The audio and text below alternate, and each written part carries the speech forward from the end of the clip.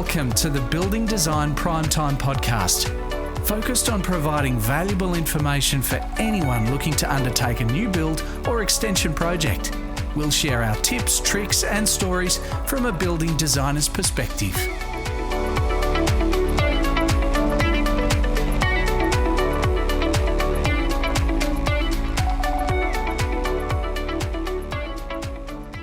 Hello and welcome to the Building Design Primetime Podcast. I'm your host Amelia, and once again we're joined by Frank Geskis. Hey Amelia, how are you?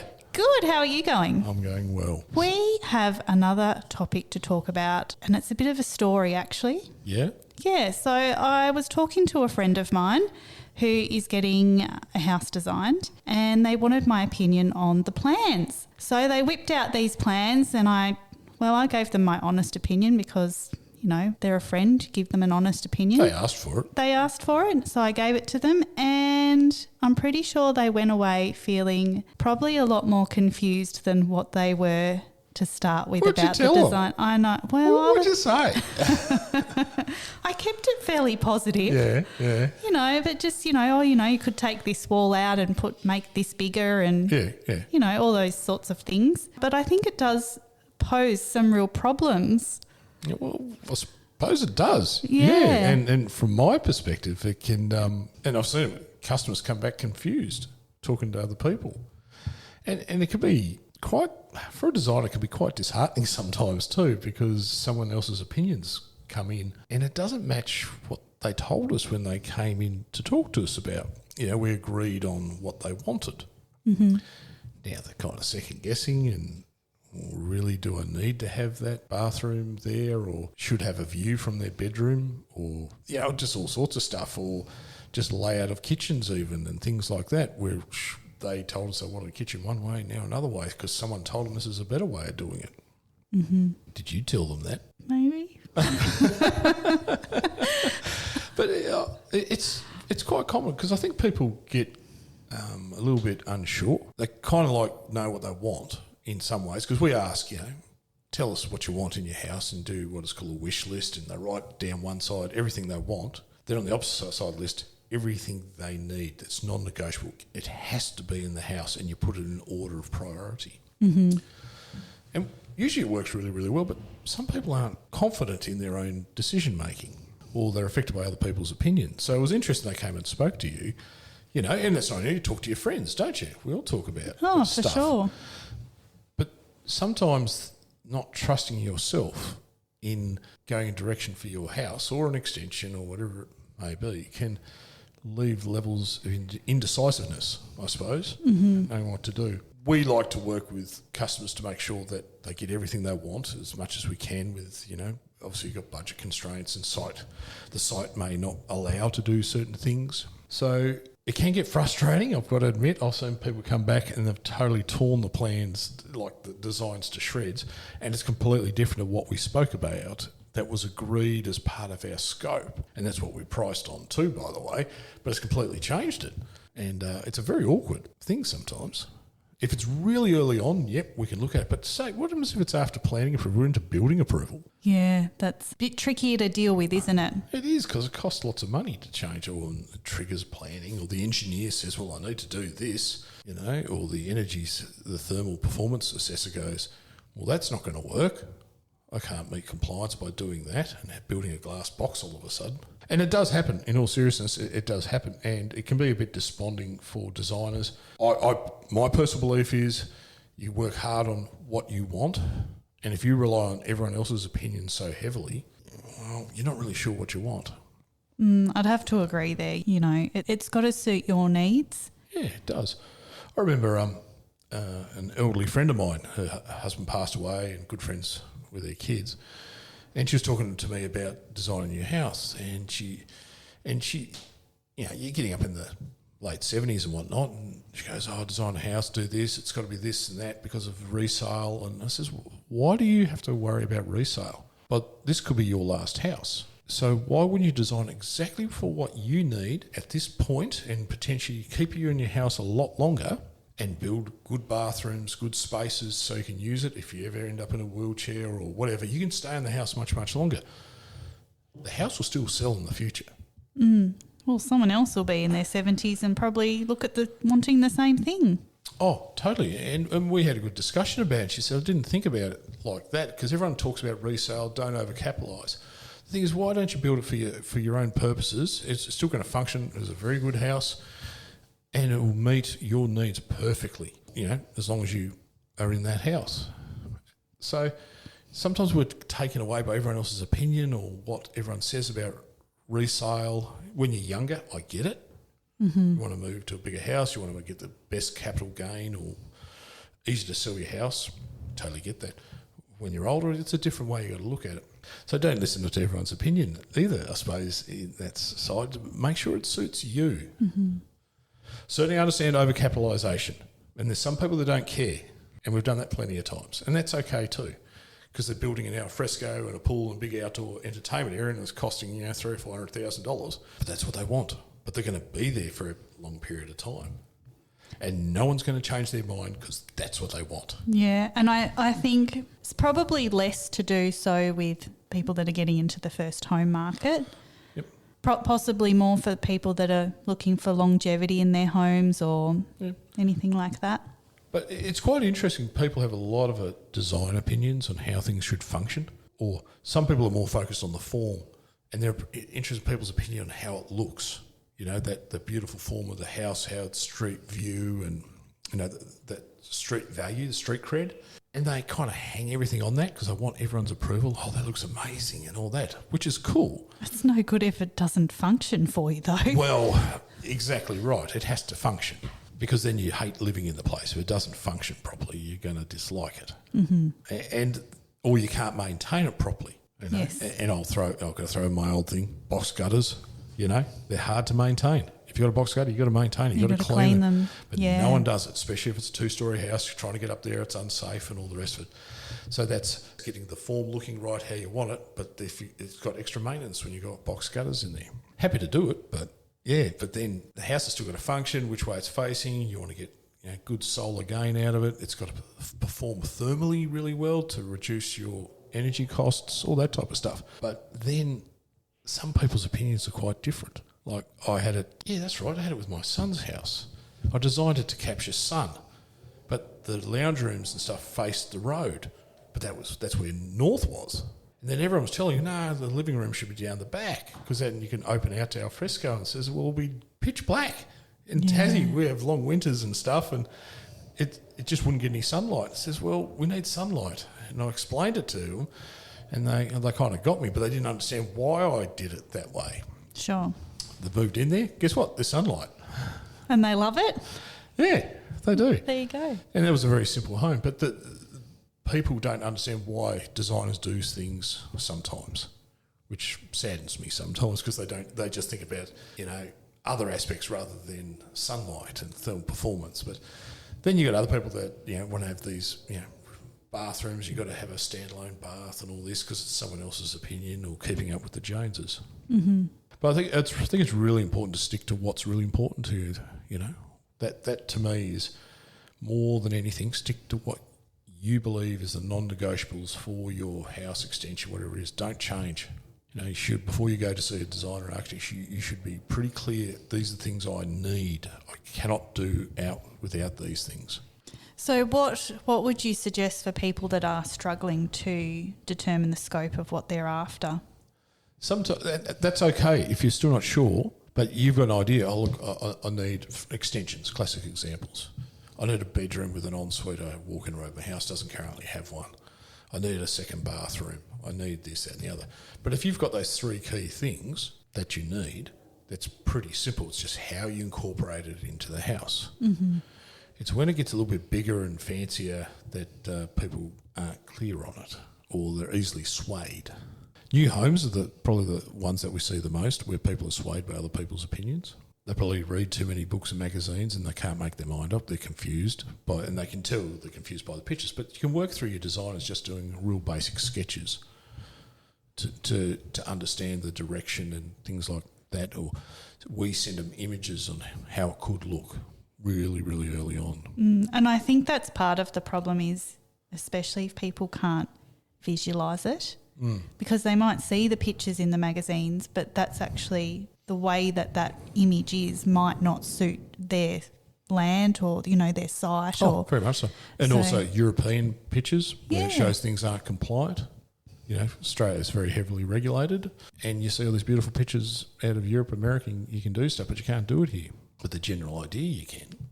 I think also when you feel overwhelmed with it sometimes too, and you're not sure and all that, grab the plans, pop them in a drawer, walk away for a week or so, try not to think about it, and then come back to it in a week with a fresh set of eyes. Mm-hmm. That's a good idea. Then you can look at it, and, if you have a partner that you're working with on this as well, that's fine. Then you can look at a fresh set of eyes. You just need a break from it. Sometimes you need a break to look at it from a different point of view. The 3D visualisation that we can do nowadays makes it much, much easier to look at the proportions and things like that, but even the layout, we can show that in 3D, pop the roof off, and you can look inside with all the walls, and it gives you a reasonable sense of proportion. All I can say is don't be swayed by everyone's opinion. That it can really ruin the process and make the process unenjoyable because you're unsure. And other people's opinions may not actually work on your site.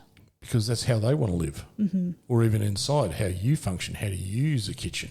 There is multiple ways to do kitchens, multiple ways to do, the butler's pantries, which is all popular at the moment. How people do en-suites, how do people do bathrooms. There's so many different ways of doing it. Be clear the way you want to do it, and talk to your designer because they know all the options. They know every conceivable way of doing stuff, and they should be able to work through, provide you 4 different options for a bathroom if they had to, or 5 or 6, or for an ensuite, master bedroom ensuite, walk-in robe layout. There's multiple ways of doing it. Same with your kitchens. And then you can assess which ones you like. And it's not, we've done it heaps of times in the past. So then you've got the options and you get to choose. But I'll just point out something else. Also, don't let a designer railroad you into doing what they like. Yeah, that's the other end of the scale, isn't it? Well, that's been one of my hang-ups. I love working with people to get what they want. But when people push designers, architects, push the way they want it done, I don't think it's necessarily right. But that's a difference of opinion in designers and architects. Everyone's got the way they operate, but I don't like it when they put their own take, nothing wrong with their own take, but when they insist it's the only way it needs to be done, I don't think that's right. No, I would have to agree with you there. I think it always has to be to benefit the client. What's their hacienda, their castle, Yeah.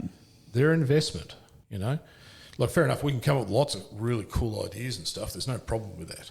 But you do have to choose how you want it to function and ideas. And you second guess, we all do it.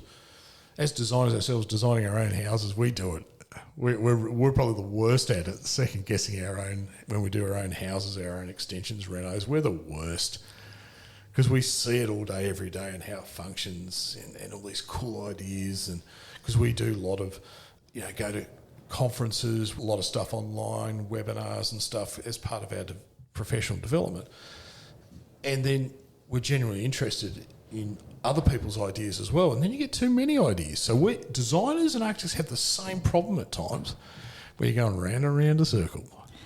That makes me wonder, how did you go when you designed your new house recently? Did you overthink the process because of all the things you wanted to incorporate? Yes, very much so. I can honestly say I overthought certain elements of it, and I still do. Mm-hmm. And that's because of what we do. And then you've got to really knuckle down, am I taking this too far, peg it back. And I drove a couple of guys nuts in the office.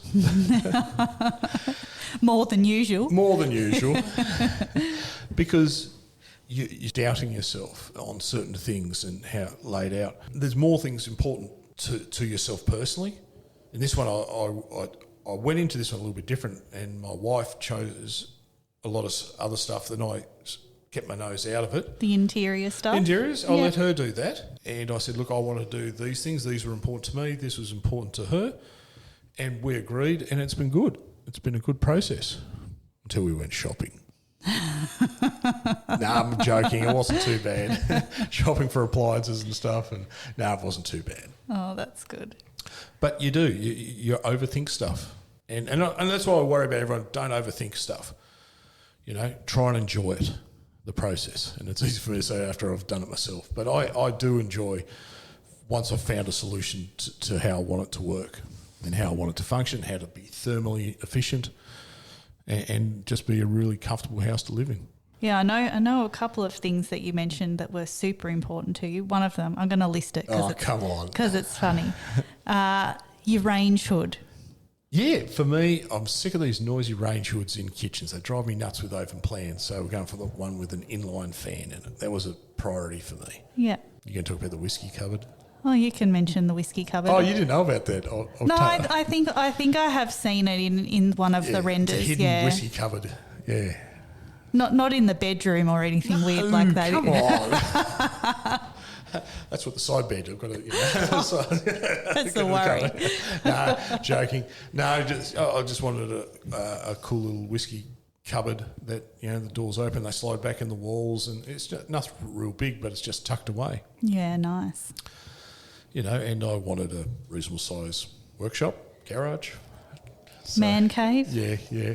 And no, there were certain things I liked that, and Veronica wanted other things. I wanted an outdoor alfresco area that we can open the windows, close the windows, because the Tasmanian weather here, as you can hear the wind howl. You can hear the wind in the background. Yeah, which she can blow from all sorts of directions, and I'd just have a nice place to sit even in the cooler times with heaters, radiant heaters in there, and a barbecue built in, but keep it relatively flexible. For sure.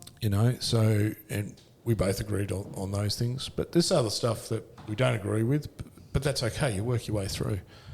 But, yes, man, the second guessing to myself, yeah, there's a lot of it. Did you have to consult any other designers for their opinion? So this is coming from your point of view. Great question. Yeah. No. With the interior, with, Talia in the office, yeah, we did with the interiors and some ideas. She threw some additional ideas in with the ensuite and the walk-in robe arrangement, which was good. So we incorporate, it's a bigger shower, incorporated a seat, plus a big shelf on one side.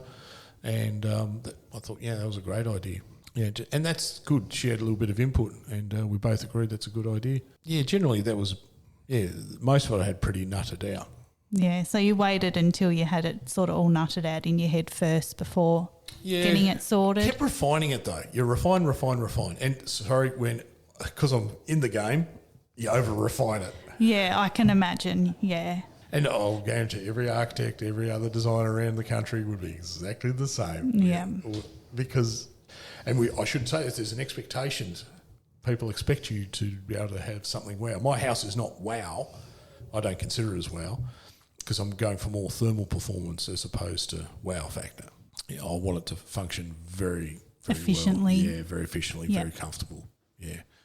And it's a good way for me to learn too, to then pass on to customers, my experiences in working with the builder on this as well.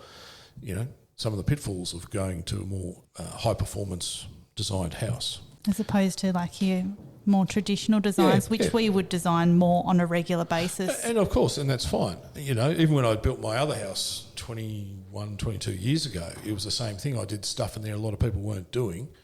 But you look at the house now, and it still looks like a normal house, but it has a little bit of element of functioning a little bit better in some of the considerations. So that was, and I built that one myself, and that was a great experience to pass on to customers. 100%. So you understand some of the pitfalls, and that's always good as a designer. The designer should be able to do their own developments, build their own houses, or go through that process because they get to know their job much, much better. Oh, I agree. It's that hands-on experience, isn't it? Very much. Yeah. So messing with their own heads. Yeah. So what are the take-home points for people that are still not sure of their design and they're suddenly confused because someone's decided to give them, advice about X and then somebody else has given them more advice about Never take it to a family function. Never take the plans to a family function, ever. Now, look, all I can say is if you're feeling that way, step away, chuck the plans in a cupboard or in a bag or whatever, walk away for a period of time, then come back to it. That's the takeaway, I feel. Mm-hmm. And do not take it to family functions. It's the worst. I've seen it done. It's the worst. Oh, no. Yeah. So, look, step away, have a break, rethink, or look fresh eyes. Yeah. And then re-go over that with your Go through your designer. Yeah. Have a chat. I've been thinking about these things. Write it down on a list. That's a really good way. Just write a list. I've got these thoughts. Fantastic. All right. Well, we might wrap it up there. Thanks for listening today, guys. That was the Building Design Primetime Podcast. Catch you later.